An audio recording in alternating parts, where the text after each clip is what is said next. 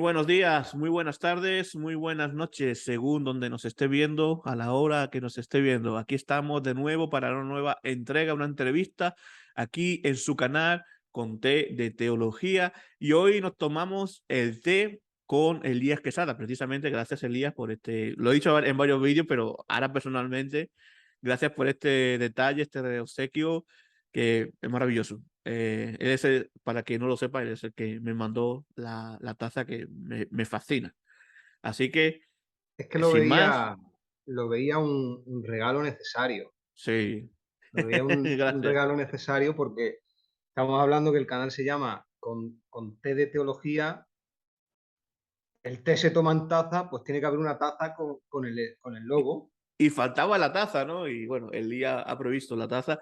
Bueno, pero aquí estamos, ¿no? Para hablar de criminología y Biblia, o criminología desde la teología, varias preguntas que vienen. Pero bueno, yo te conozco, somos amigos ya desde hace algunos años, hemos compartido incluso mesa, visitas al monasterio Santiponce, eh, cosas bonitas hemos compartido en familias, pero quería que la gente te conociera, los que no te conocen, otros te conocen por redes sociales también, ¿no? ¿Y quién es Elías Quesada?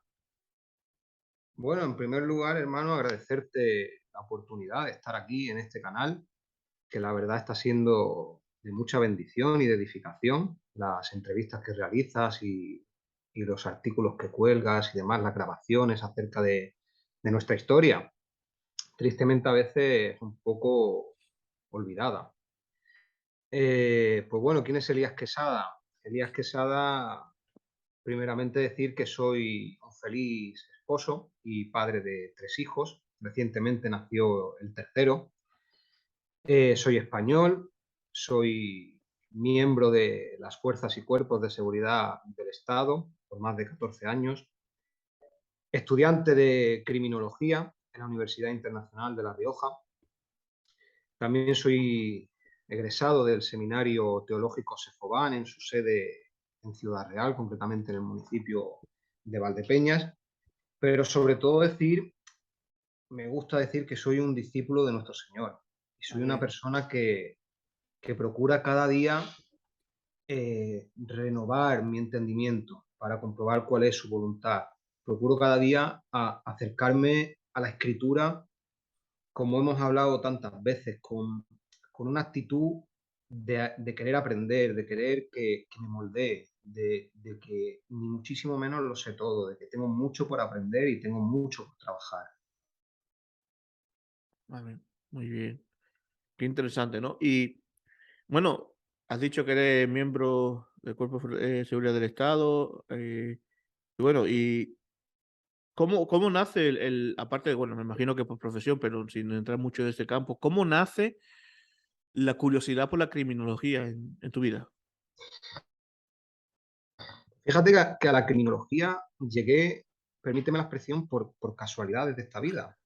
Es así. Charlaba con una compañera de trabajo de que ella había empezado, porque yo siempre había querido estudiar un grado universitario.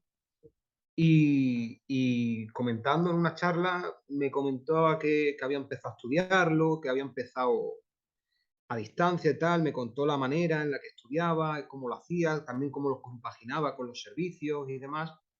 Y me llamó mucho la atención la dinámica, la metodología de la universidad en la que lo curso. Y pregunté, me gustó, leí el programa curricular, leí diversas opiniones y demás, me indagué un poco. Y ahí nace, ahí empecé a descubrir desde el minuto uno que no era para nada lo que yo llevaba en mente. A lo largo de la entrevista lo van a ver las personas que vean el vídeo, que la criminología no necesariamente corresponde con el patrón, con los pensamientos que tengamos en nuestra mente, hechos a partir de quizás de series televisivas, de programas, de lo que hayamos podido escuchar o leer, que es un poco, quizás sí hayamos tenido buenos pensamientos, pero rompe esquemas. Mm, es curioso, ¿no? Que la criminología es una carrera, digamos, permíteme la palabra, creo que muy emergente, ¿no? Está creciendo mucho. Conozco yo incluso en mi entorno familiar, tengo personas que han estudiado criminología y bueno, es interesante, ¿no? Para este momento estamos viviendo, como decimos también, ¿no? Esta entrevista, conocer un poco más también la criminología y también yo creo que pocas veces a lo mejor se ha hecho, ¿no? Una criminología desde la Biblia es algo que parece, ¿no? Un reto, ¿no? Un desafío, ¿no? En nuestro ámbito, de hecho, en nuestro ámbito español, muy poco, muy poco. Internacionalmente sí ha habido eruditos que han interconectado, han dialogado entre la teología y la criminología, pero no es precisamente común. Es un terreno, podríamos decir, prácticamente por descubrir, prácticamente que hay que ir abriendo terreno. Hay trabajo hecho, no voy a decir que no, hay trabajo hecho, sobre todo en el extranjero, pero hay mucho por trabajar. Wow, es interesante, ¿no? Y una de las cosas que nos gusta aquí en Conté de Teología son abrir estos diálogos, ¿no? Entre la teología y otras disciplinas. Y bueno, hacernos mención también al programa hermano y amigo Diálogos Teológicos de Marco Aurelio. Ahí mandamos Le un mandamos saludo un saludo. a nuestro amigo. Pero vamos a seguir con las preguntas, ¿no? Vienen preguntas muy interesantes. Pero estamos hablando de criminología. Suena como, sí, más o menos crimen, una serie policíaca, ¿no? Ahora Mm. que CSI, que están de moda, unas cosas más por aquí, por allá. Ahora mismo en canales como la Fox, como no sé qué, hay muchas series policíacas de investigación. Me imagino que se aplica esto, aplican criminología en el asunto. No lo sé, yo hablo de la ignorancia, pero por eso quiero saber qué es la criminología y qué campos abarca.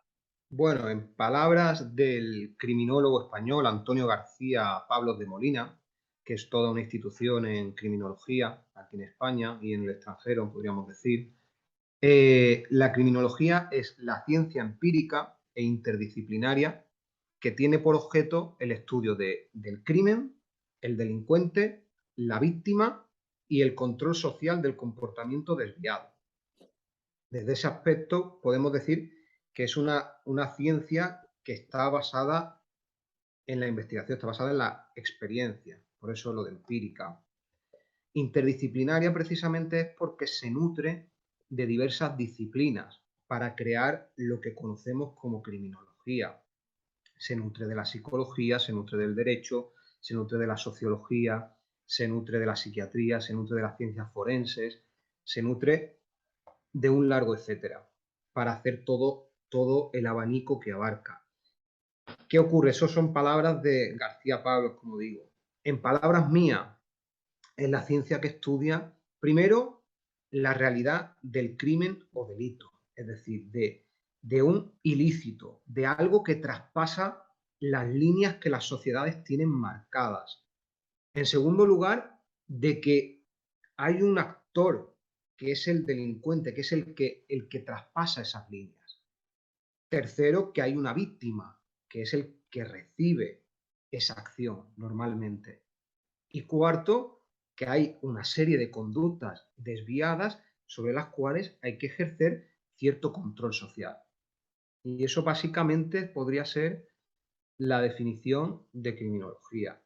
Los campos que abarcan es como te he dicho, dentro de eso, al nutrirse de tantas ciencias, abarca tantos campos para el estudio de, como digo, de tanto el crimen o delito, porque hay autores que lo nombran como crimen y autores que lo nombran como delito, después haremos una distinción entre un término y otro.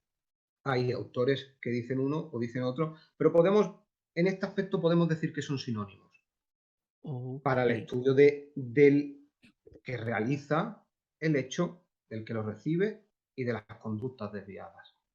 O sea, es interesante, ¿no? La criminología es una disciplina, una ciencia tan completa que tienes que tocar un montón de bases de, por ejemplo, psicología, lo has dicho, derecho.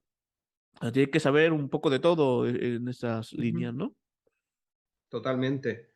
O sea, a lo largo del programa curricular estamos tratando todo ese tipo de asignaturas, todo ello para conformar a un profesional que sea capaz de tratar con estos asuntos, que no es sencillo, porque te enfrentas cara a cara con el lado oscuro de la humanidad, pero también te enfrentas con las víctimas de ese lado oscuro.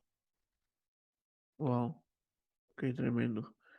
Y bueno, como esto es un reto, un desafío seguramente, porque seguramente que de esto no se habla mucho en la carrera, ¿no? Ha dicho que se une con diferentes disciplinas, ¿no? Pero ¿cómo? Estamos aquí en un espacio de teología, de historia, todo esto, ¿no? Pero es conté de teología, queremos saber qué conexión, cómo piensas que podrías interconectar la teología y la criminología, y si hay alguna interconexión, si hay alguna conexión. Pues probablemente esta pregunta sea una de las que a lo largo de toda mi vida trataré de responder. Será uno de mis trabajos. Pero indudablemente yo diré y diría que sí.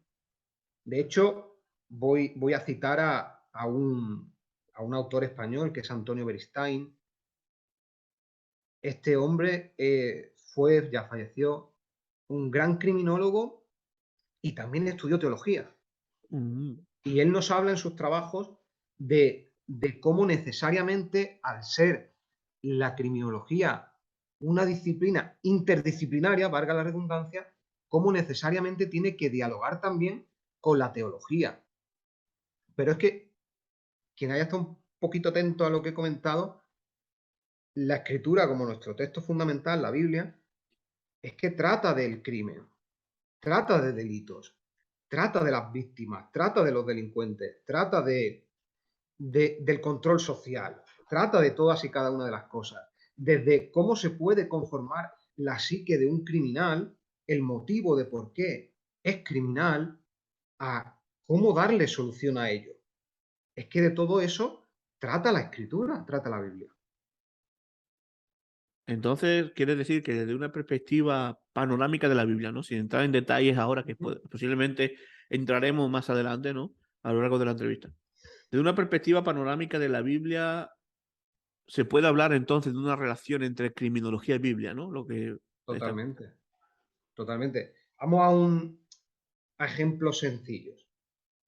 En el ámbito del control social, la propia escritura habla mucho del control social. Sin ir más lejos, vámonos a la ley de Dios.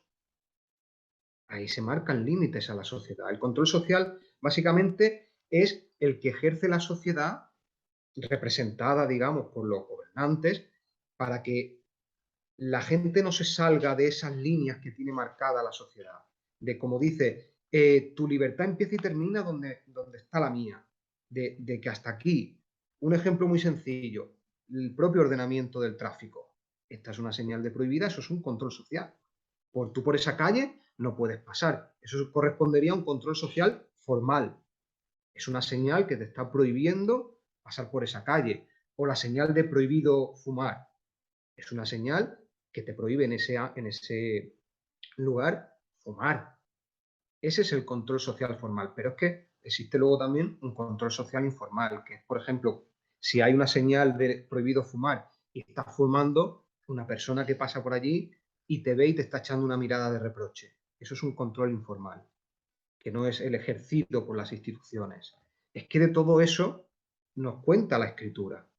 El, Todo ello, obviamente, nos lo da Dios por nuestro bien. De no hagas esto, si haces esto, puede pasar esto otro. Wow. Interesante ver también la conexión, ¿no? Esto, por Eso eso me es en encanta. términos sencillos. Sí. Luego podríamos profundizar en la conformación de la mente de un criminal, en cómo llega hasta ahí. Todo eso tiene mucho que hablarnos la escritura. Acerca del psique del ser humano, tiene mucho de qué tratar.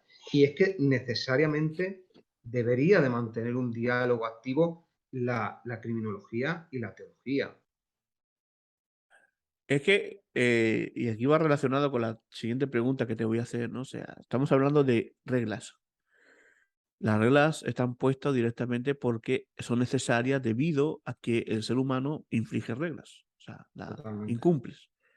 Entonces, ¿cómo el ser humano comienza a torcerse? O hablando así muy llanamente, ¿no? ¿Cuándo comienza a torcerse, no? Comenzando por Pues el Génesis, ¿no? claro, efectivamente, Génesis ahí 3. tendríamos que marcar el origen de cuando empiezan a ir mal las cosas, diríamos, de cuando se empieza a torcer, se tuerce, sería el propio Génesis 3, sería en la caída, que se llama. Por eso, Sería, sí, perdón, por eso te quería preguntar, ¿qué importancia tiene la caída del hombre en Génesis 3 para la criminología? Y otra pregunta y dentro de esta misma pregunta va otra. Y si tiene importancia, que yo creo que sí, como del aspecto de la teología, puedo decir que sí, y por lo que estás diciendo, puedo decir que sí, ¿no? Que eso ya estás tú para responder. ¿Se le da importancia a este hecho desde la academia? voy a empezar por la segunda. Tristemente, no. Tristemente no se le da la importancia que se debería. También es verdad que no hay muchos profesionales que estén reivindicando esta importancia.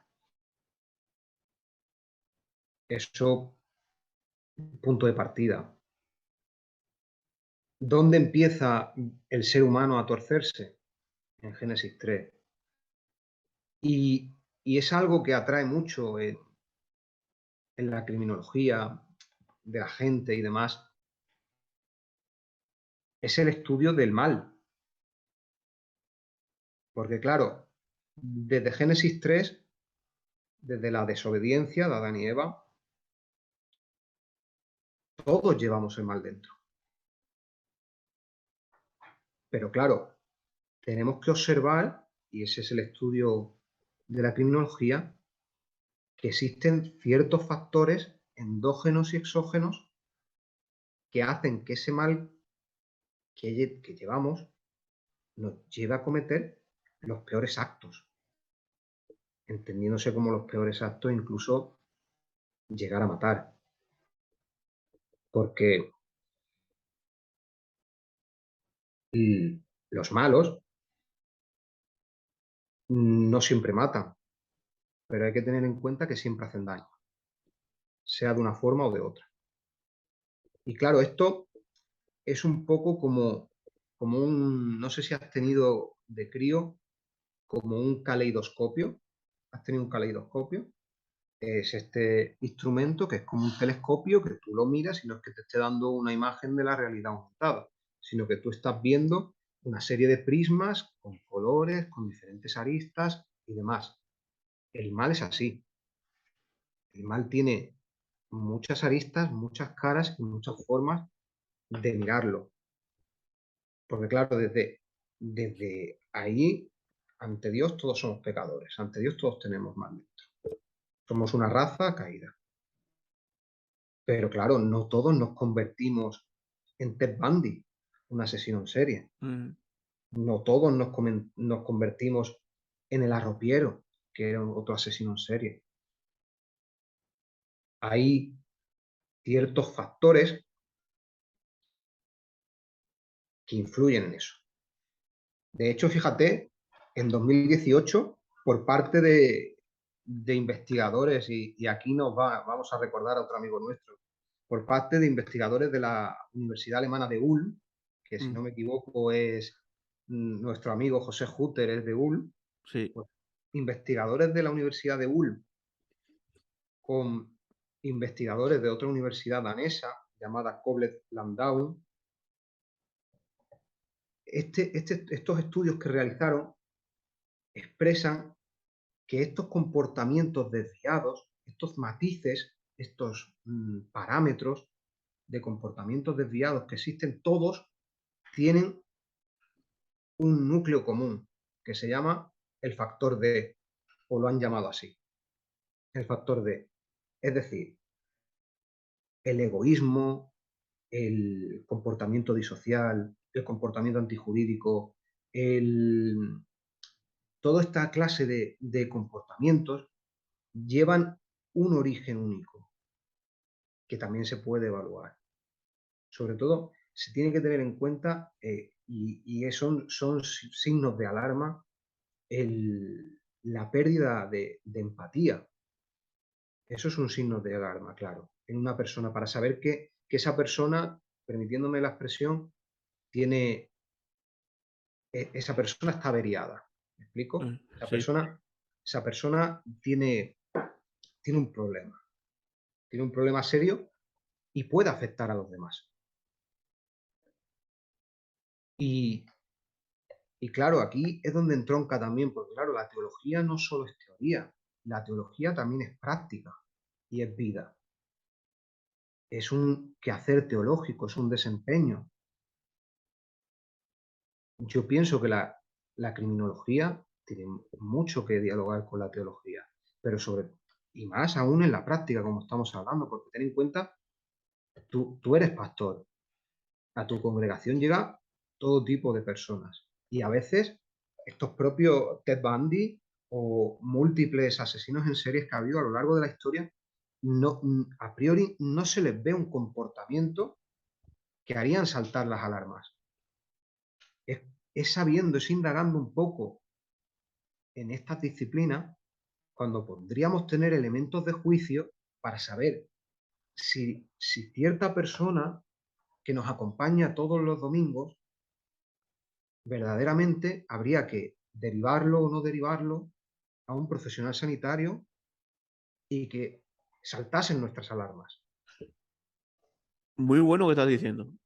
Muy bueno porque a veces es muy necesario, ¿no? Tener estamos ahora tocando una ciencia con la teología y esto es necesario. Porque a veces vemos que aunque sabemos que detrás de todo esto está la caída del hombre, el pecado, está nuestros malos impulsos carnales, nuestras vísceras, ¿no? Nuestros actos viscerales.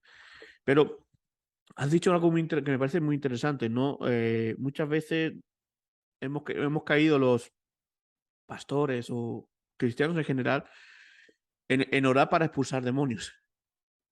Y muchas veces compaginando, por ejemplo, la criminología, como estás haciendo con la teología, nos está dando un camino. No, no, esta persona, aparte de la oración, que es importante, Totalmente. pero no quiere, o sea, necesita ayuda sanitaria. Y es Las que, alarmas, y es que hay, perdona que te interrumpa, hermano, es que hay personas que, que no, o sea, que son malos y sabemos que el origen es la caída, porque ahí también, con el origen de la caída, también entró la enfermedad. sí, Hay personas que, en este caso, o sea, hay trabajos muy interesantes acerca de los psicópatas. Tienen el cerebro diferente. Es decir, tú le haces un TAC, una tomografía, y las estructuras no son como las que pueden ser las tuyas o las mías. Es que es una persona que o bien hay un evento sobrenatural de parte de Dios que obra en él de una manera absoluta, una sanidad, o esa persona tiene una psicopatía sí. y hay que derivarlo a profesionales y hay que tenerlo en control. ¿No? Y es importante también otro punto que has dicho, que lo saco también, es la empatía. Totalmente. Y Eso es fundamental. El, a la persona que tú la veas con una ausencia total de empatía, peligro. no, y es curioso que a veces no a un cierto nivel de alarma, pero sí podemos ver a veces personas muy egocéntricas que solo yo y poca empatía. Entonces, Es que va de la mano la falta de empatía, el interés por cumplir los objetivos a toda costa. Es decir, correcto. por encima tuyo, mío y de quien se ponga por delante. Y la satisfacción personal, por encima de todo. Esos tres factores van de la mano y tienen como trasfondo, digamos, lo que estoy diciendo, este origen común. Interesante. O sea, todos los días aprendemos algo nuevo y estamos aprendiendo. Fíjate que, o sea, solo comentar algo más para antes de pasar a la siguiente pregunta, ¿no? Unas preguntas un poquito mejor más técnicas de criminología, también que nos situarnos un poco en ciertos términos para poder ir desarrollando otras preguntas, ¿no? Y que la audiencia pueda comprender, los que no entienden mucho de criminología. Pero es curioso que, fíjate, ya estoy viendo una relación importante con el Evangelio, con la palabra del Señor, porque la ley del Señor, haz de cuenta que una de las partes de las tablas habla de amar a Dios y otra amar al prójimo, la empatía. Y el Evangelio y la teología bíblica está llena de empatía, ¿no? Y vemos Totalmente. la importancia que es desde el estudio de la criminología, esa palabra, ¿no? También yo lo que he visto. Es que fíjate las palabras de nuestro Señor es, en esto conocerán que sois mis discípulos, en el amor que tenéis los unos por los otros. Qué peligroso es la persona que vemos con esa falta. Y no es que sea, no es el amor de que tenga que ser más cariñoso, No, más- es eso, es esa empatía, es esa capacidad de ponerte en el lugar de la otra persona y de las necesidades de la otra persona y de la situación de la otra persona y de lo que está pasando a la otra persona. muy bueno lo que acabas de decir, ¿no? Porque a veces la gente confunde, y eso te agradezco que lo hayas dicho. La empatía con el cariñosismo, con ser meloso. No tiene nada que. Pero mira, yo digo una cosa, yo los mejores pastores, bueno, con todo respeto a todos a los pastores que he tenido a lo largo de mi vida, pero han sido los que no son tan melosos o a veces incluso me han dicho cosas que a mi carne no le agrada, pero me han demostrado esa empatía de ese amor en la disciplina también, ¿no? Entonces, muchas veces yo personalmente no soy tan cariñoso de ir dando besos y abrazos como un sitio amoroso, pero estamos llamados, sí, a ser empáticos, a llorar. Bueno, lo dice la Biblia, ríe con el que ríe, llorar con el que llora. Totalmente. Esto es maravilloso, ¿no? O sea, yo mira, Elías, preparando esta entrevista, tengo varias preguntas, pero nunca, o sea, esta relación, aquí ahora mismo se me acaba de, como de encender una luz. O sea, ver esta relación de la criminología con el evangelio, con la teología, con la palabra empatía. Totalmente. Y quiero añadir antes de que se me olvide, que detrás de este factor común que estamos hablando, que estos investigadores hallaron y demás, tanto seguro desde tu punto de vista como desde el mío, está el pecado. Correcto. Le estamos poniendo en situación, le estamos poniendo nombre a este factor, in extremis, a este factor. Es que, perdona, el pecado es la ausencia de empatía. Pensar en Totalmente, el yo, en el orgullo, está todo atado, ¿no? Y querer ser como el otro, o sea, no está pensando en el otro, sino quiere ser como, o sea, quiere ser como Dios en la caída, totalmente. ¿no? Es que Y el pecado, eso te iba a comentar, es que en la caída es el querer yo alzarme egoístamente en mi satisfacción personal, en alcanzar mi objetivo con falta total de empatía. pues según lo que tú me has estado comentando, según lo que me has estado comentando, eh, son rasgos de la criminología. Totalmente. Son materia de estudio. Wow, tremendo. Son materia de estudio, estamos hablando a nivel universitario.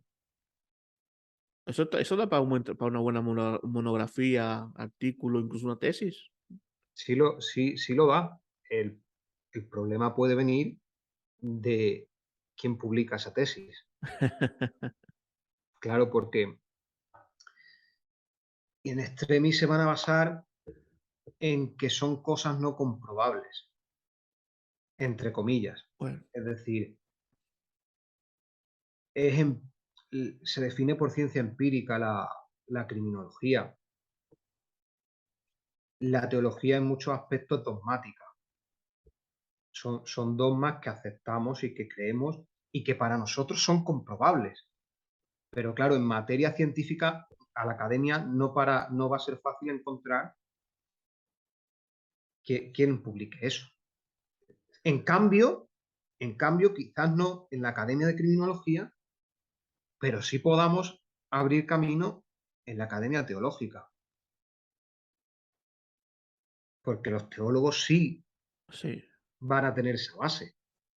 Y, y y tocar la puerta. Aquí hacemos también un llamado a aquellos portales de artículos, medios que quieran investigar o quieran llamar a criminólogos cristianos para hacer este tipo de trabajo, pues Sería yo creo que sería buenísimo. muy interesante los artículos de este tipo. Y aparte, quizás voy a decir una locura, pero permítame este minuto de locura, de audiencia, que exista en los programas curriculares de las universidades bíblicas, de los seminarios, existan alguna asignatura vinculada con la criminología, porque verdaderamente yo pienso que enriquecería la formación de esos alumnos. Interesante. Pues ahí queda el Ahí llamado, queda, ahí queda. ahí queda el guante, quien quiera que se lo ponga. Bueno, siguiendo con los conceptos para entender, seguir desarrollando la entrevista. Tú has mencionado crimen, delito, has mencionado, igual que hemos dicho, empatía.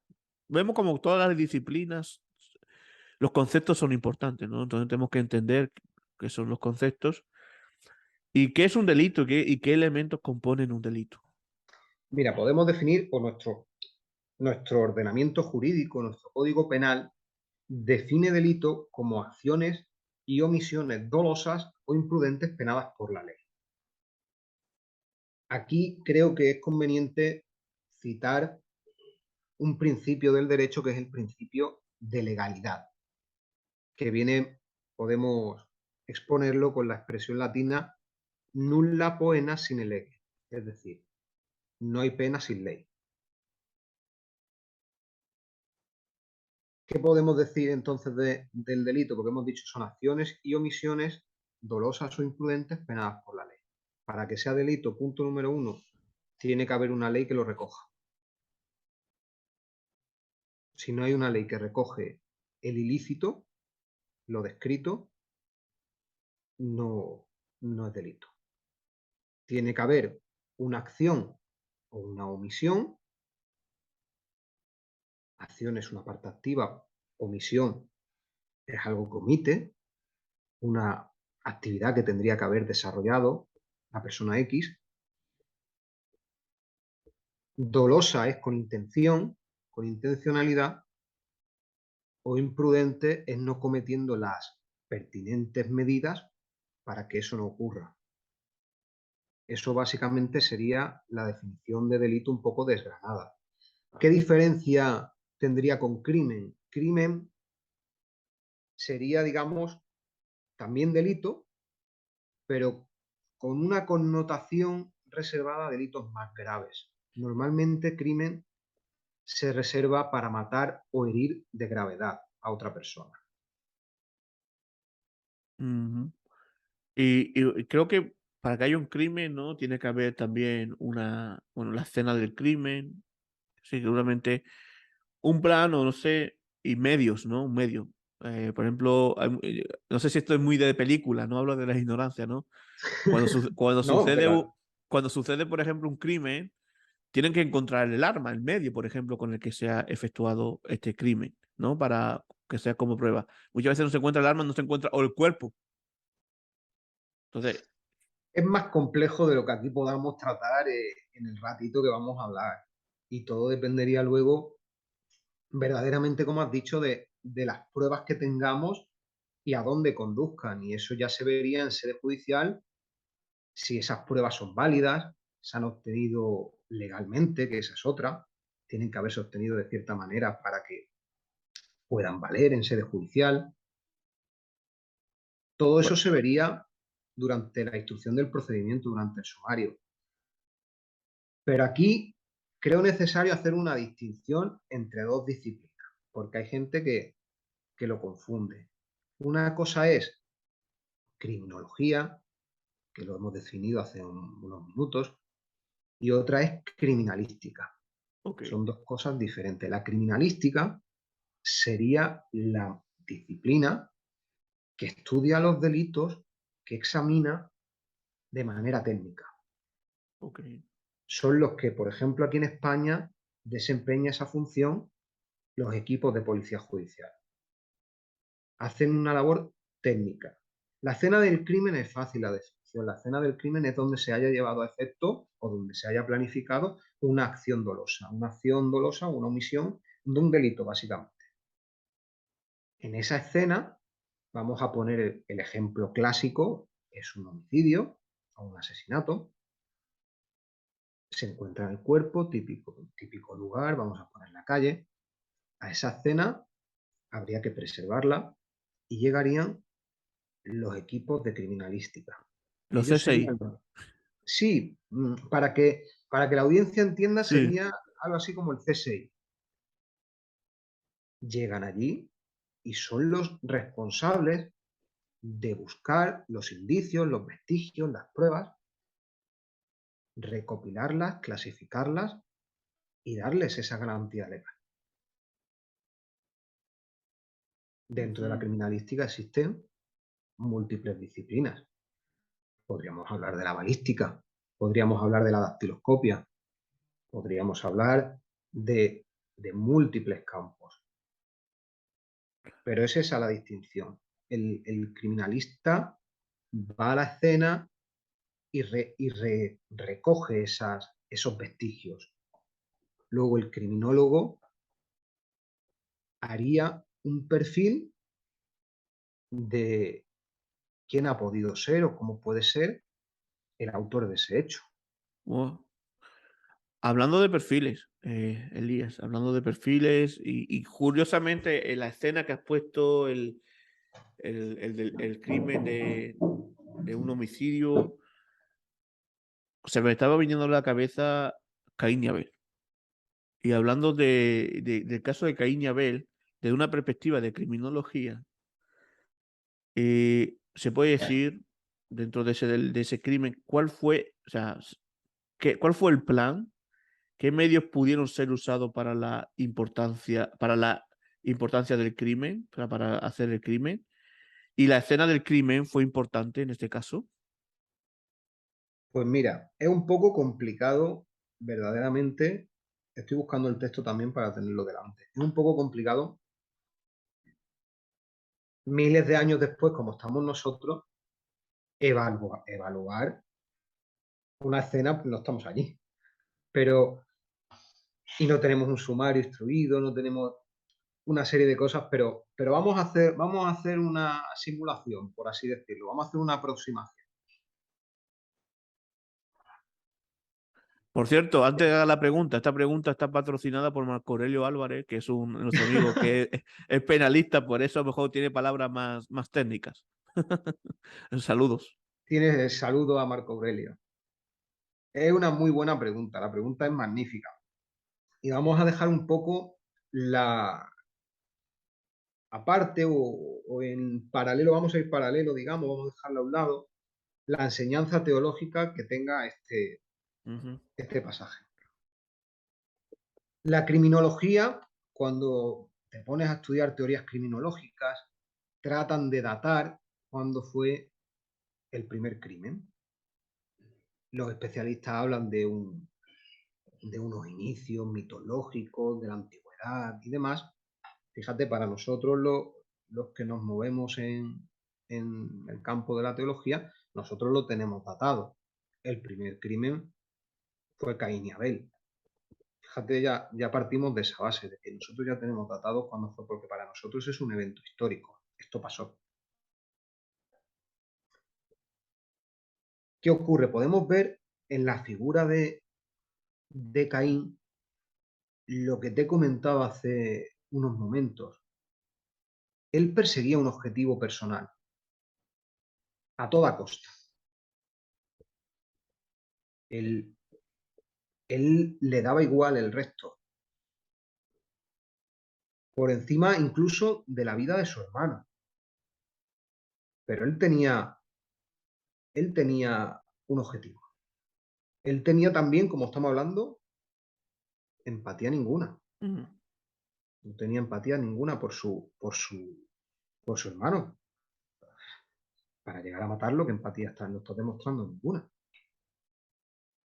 De hecho, fue premeditado. porque él expresamente le dice vamos al campo. En el campo, dice el texto que se levanta contra su hermano, es decir, lo ataca y lo ataca de manera violenta. Y hubo, a mi entender, derramamiento de sangre. Porque dice la escritura que su sangre clama. Y luego vemos una ausencia total en Caín de remordimiento. Cuando le pregunta Dios por su hermano, le dice, ¿es que soy yo el guarda de mi hermano? Fíjate qué curioso que aquí está haciendo casi un sarcasmo Caín, y sin el casi, está actuando totalmente sarcásticamente porque su hermano precisamente era guardador de ovejas, era pastor. Es que yo soy su guarda. Y luego lo que le preocupa a Caín, arrepentimiento ninguno. La preocupación que tenía es en este destierro que me están mandando, en esta medida, eso es una medida de seguridad, que diríamos en términos penalistas.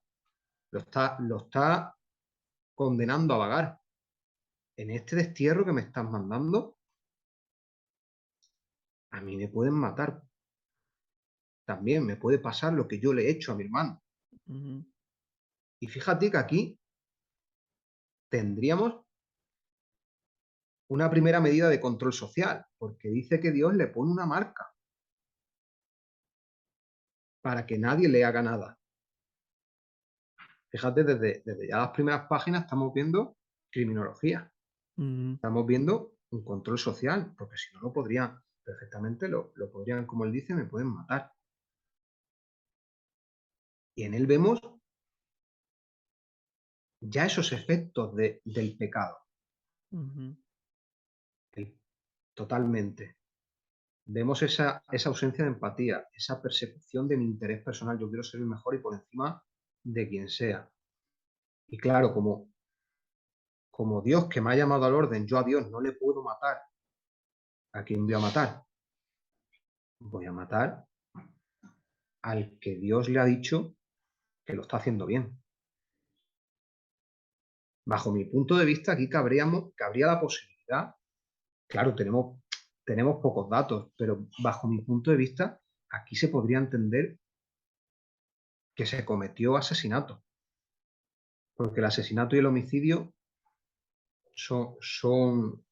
es acabar con la vida de una persona, pero tiene diferentes connotaciones. Bajo mi punto de vista, aquí cabría el, el término legal de asesinato. ¿Qué diferencia, ahora que has sacado el tema para la gente que nos escucha, a veces homicidio, asesinato, a veces se usa como sinónimo y no lo es? A ¿Qué ver, diferencia hay? ambas palabras significan acabar con la vida de una persona. Ok. Puede existir, digamos, el intento de homicidio, que lo ha intentado y por razones ajenas a la persona al autor, no ha podido llevarlo a cabo. ¿Vale? Sería el homicidio en grado de tentativa.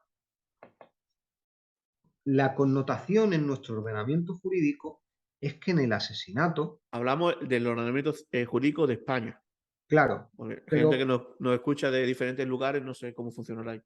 pero tiene que ser muy parecido. Sobre todo, me refiero sobre todo a países de un entorno hispanohablante. Ujú. En los países anglosajones lo desconozco, la verdad, pero tiene que ser parecido. El asesinato tiene ciertos parámetros que no tiene el homicidio. Tiene ciertas características, como se tiene que dar o la alevosía, o el ensañamiento, o el precio o recompensa.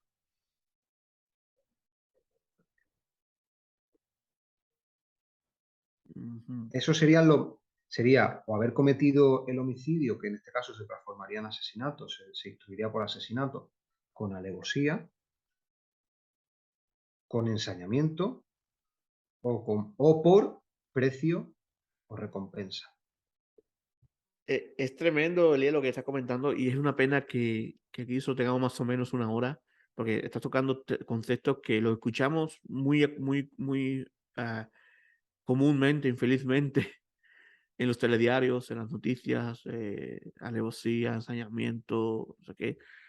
Pero te digo que muchas veces no se sabe lo que quiere decir, ¿no? Pero sería buenísimo, ¿no? Poder entrar en todos estos conceptos, pero claro, el tiempo casi que no nos da para eso. Pero lo que sí me estoy dando cuenta, ¿no? Desde una perspectiva ignorante de la criminología que tengo yo, es que los conceptos son muy importantes Totalmente para, como cualquier disciplina. sí, Si no tienes unos fundamentos, vamos a hablar de teología, si no tienes unos buenos fundamentos, no estás fijando bien los conceptos, ¿en qué estás construyendo?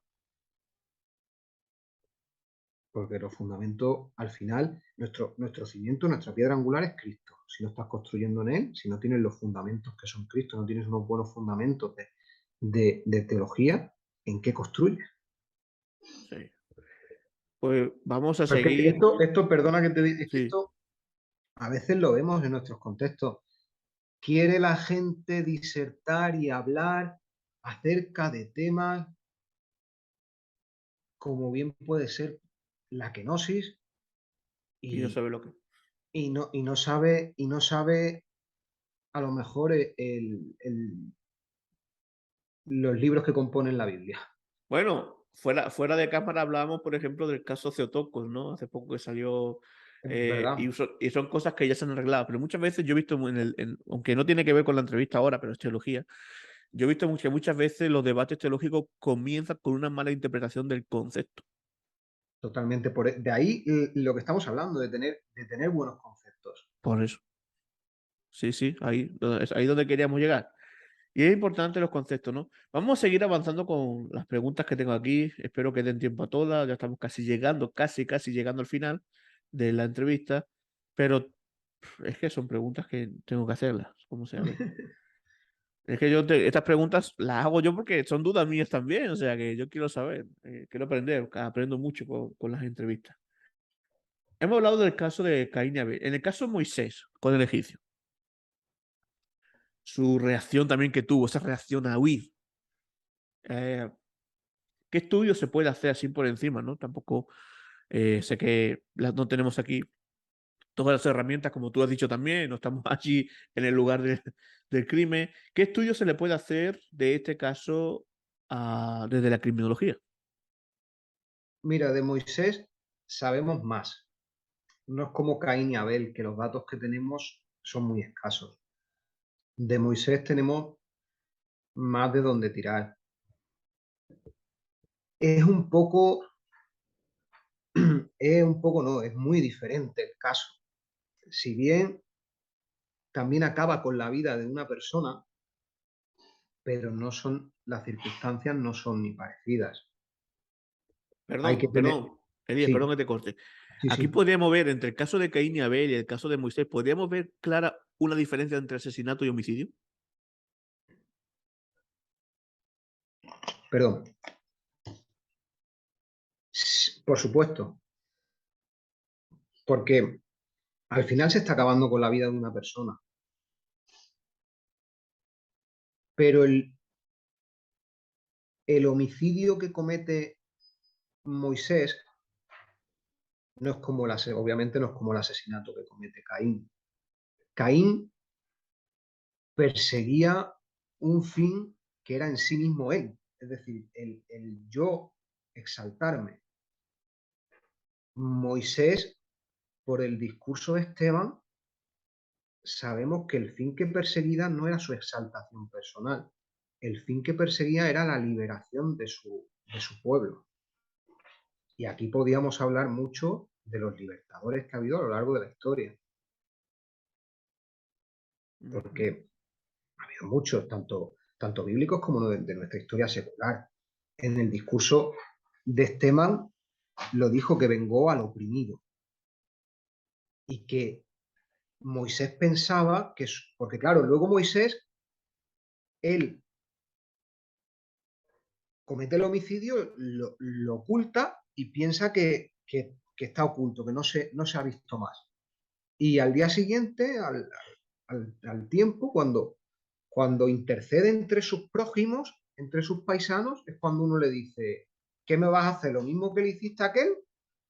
Y entonces ya Moisés comprende que su pueblo no está viendo lo mismo que él. Porque lo digo en el discurso de Esteban, en Hechos 7:25, dice, por él pensaban que sus hermanos comprendían que Dios les daría la libertad por mano suya.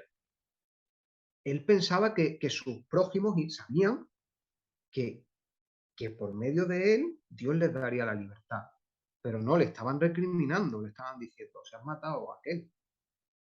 Entonces a él le saltan las alarmas y dice, me va a perseguir, la justicia egipcia me va a perseguir, porque si lo saben ellos, lo saben también las autoridades egipcias. Y entonces se marcha del lugar. Y aparte, en el resto, bueno, de Moisés tenemos mucho. En el resto, en Moisés no se le ve una falta de empatía. En Moisés no se le ve que, que hubiese un enaltecimiento propio de querer sí o sí, yo y yo y yo. Ni un egoísmo claro. Moisés, no estamos con esto diciendo que Moisés fuese carente de errores. Por supuesto que lo tuvo. Pero no se le ve esas connotaciones tan malas que se le ven a Caín. Mm.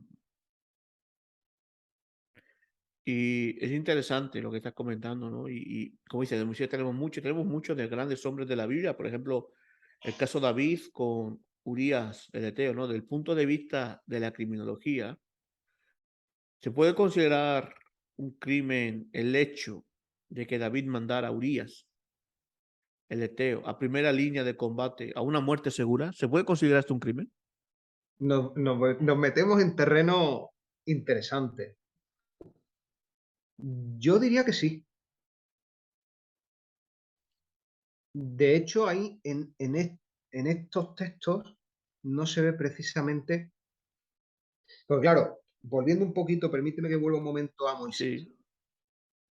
En Moisés no se le ven, como estábamos hablando, esas connotaciones de un cerebro maligno, de un cerebro averiado, que sí Mm, se le ven a Caín.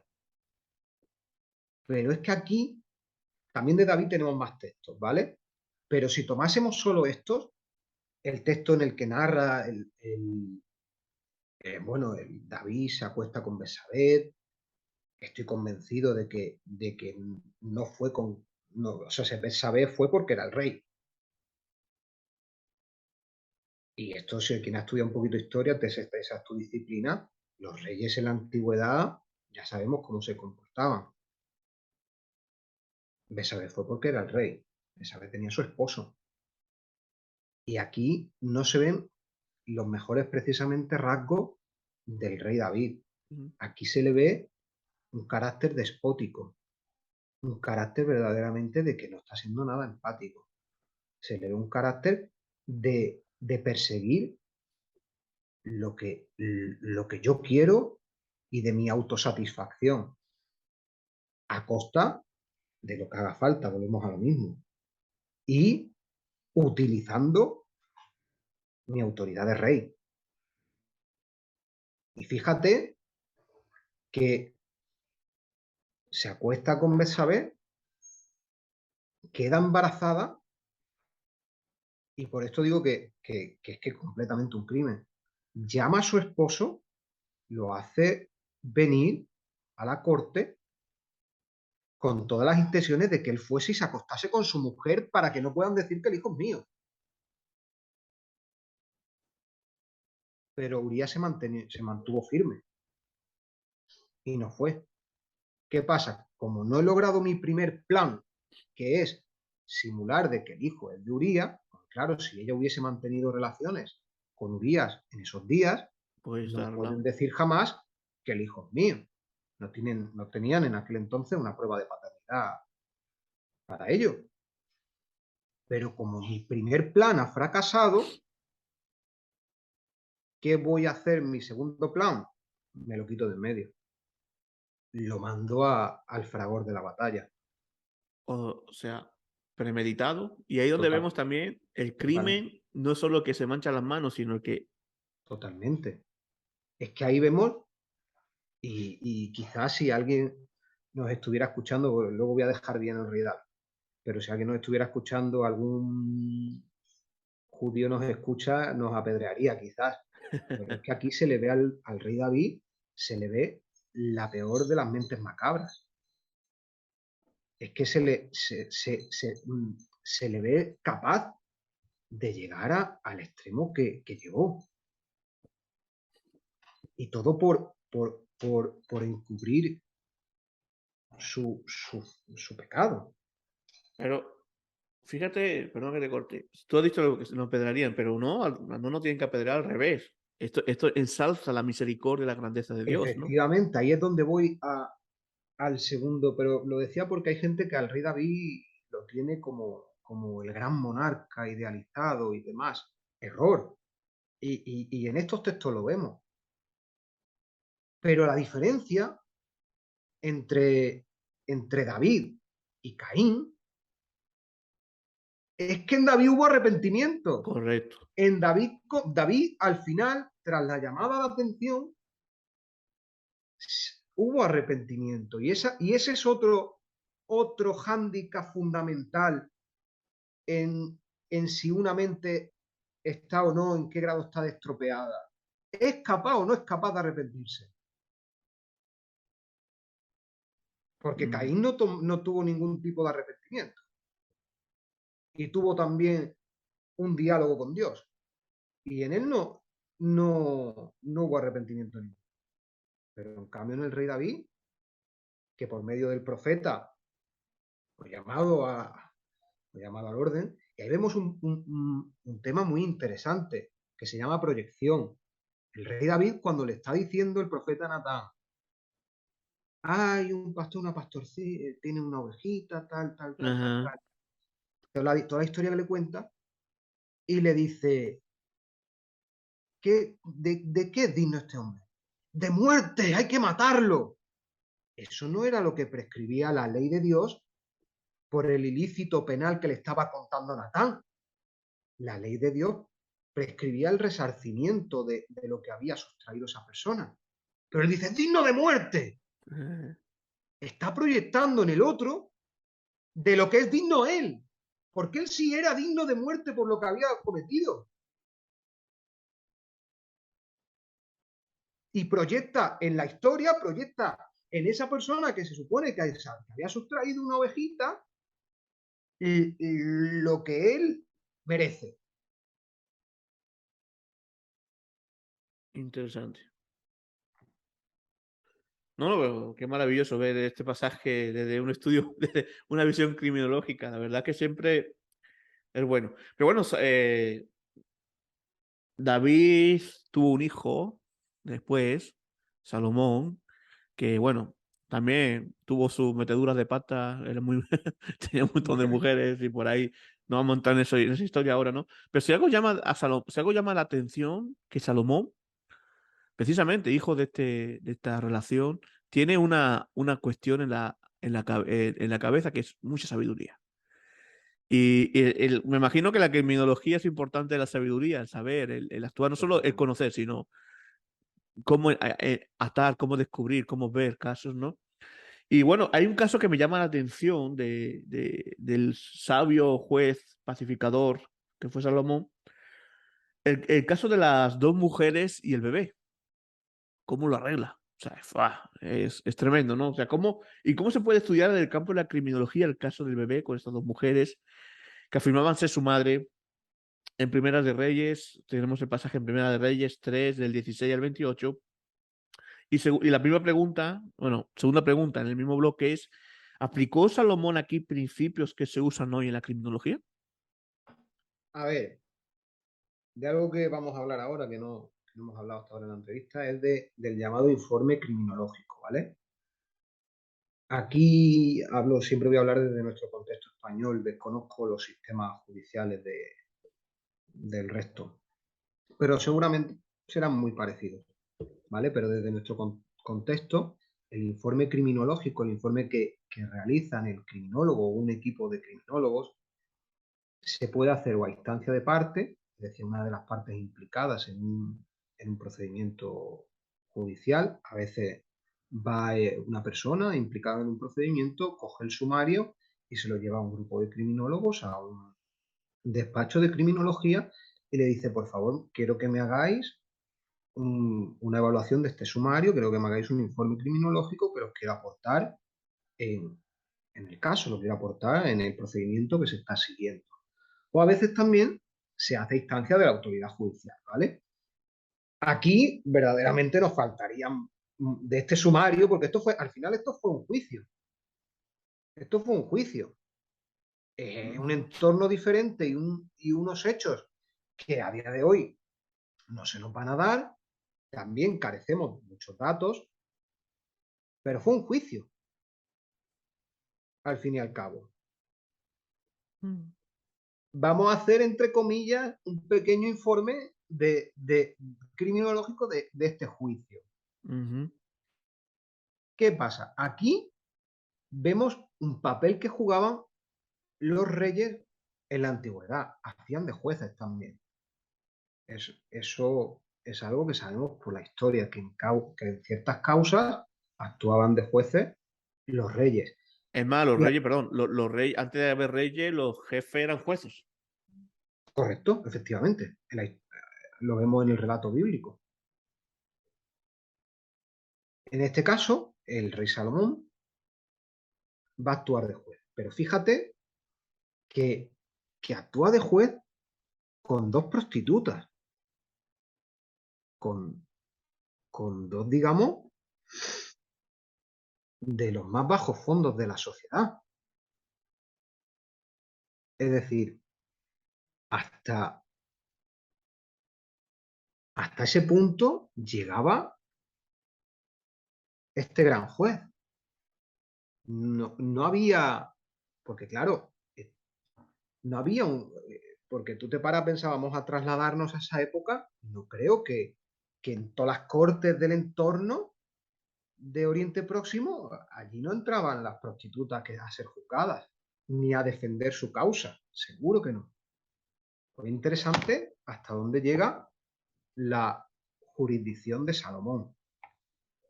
Allí van las dos y presentan un caso que, aunque lo veamos quizá un poco fantasioso, entre comillas, tristemente ocurre. Esto pasa y se han visto noticias de ello. Esto es suceso y esto es una llamada de precaución.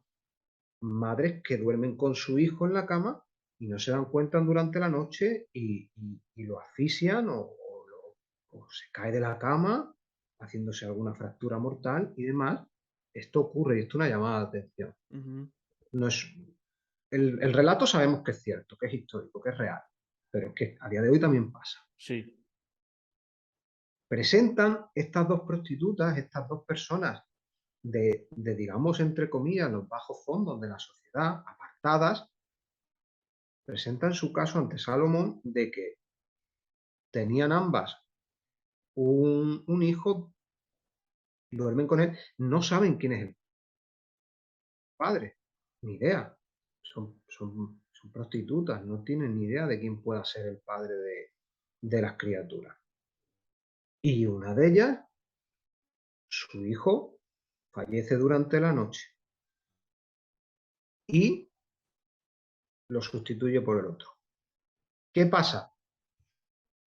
En nuestros días sería esto muy sencillo. Se encarga una prueba de ADN y lo tenemos resuelto. Salomón, con su sabiduría, ¿qué hizo? Traigan una espada. Apeló al instinto de conservación que tiene todo ser humano y en este caso toda madre sobre su hijo. Una, que fue la verdadera madre, dijo, no, por favor, esto no, ¿cómo van a hacerle esto a mi hijo? Y la otra dijo, no, yo a toda costa quiero un pedazo.